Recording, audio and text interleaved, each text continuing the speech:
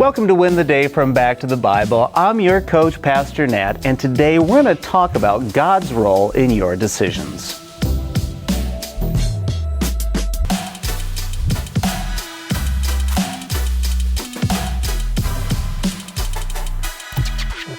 One of the more humorous and tragic paintings is the rebuke of Adam and Eve. This picture captures Genesis 3, verse 12 perfectly. You see, after Adam and Eve sinned, Adam begins to deflect responsibility for his actions. He says, God, it's your fault. I mean, you put the woman here. She led me astray. You see, when we get caught in sin, our first instinct is to pass the blame. That's what Adam and Eve did. That's what we do. We love to pass the blame onto someone else. Ultimately, we try to put it on God. But is it God's fault when we fall prey to temptation?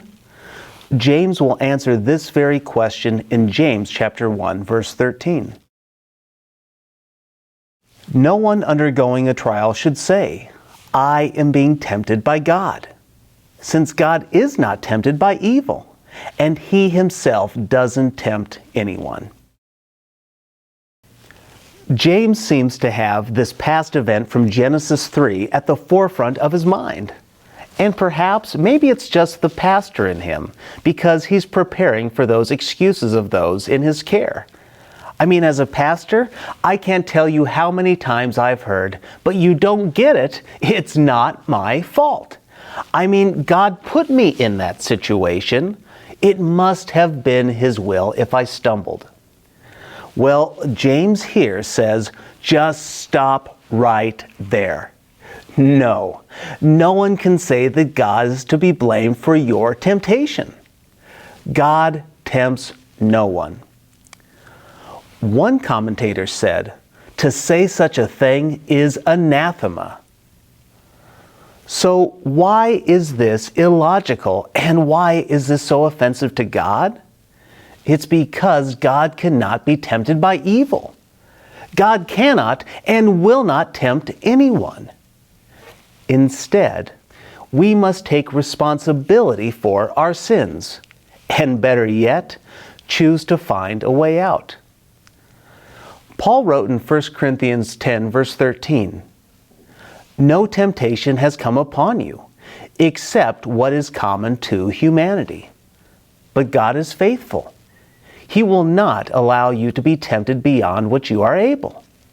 But with the temptation, He will also provide the way out, so that you may be able to bear it. God will always provide a way out from temptation caused by our gullibility, by our foolishness, and by our trials. Our trials are meant to grow us up and mature us. They're not to make or lure us to sin. That's why this is my challenge for you today. If you're tempted to sin because of your trial, sincerely ask God for help. God will always provide a way of escape. We can and we should. But I think often what we want to do is excuse our behavior to find a way to get away with our sin. Well, temptation and trials, they're never going to cut it. They are not a good excuse. In fact, there is no excuse to sin. So today, ask God for help and then begin to flee temptation. When we call out to God for help in our time of need, it is God who wins the day for us.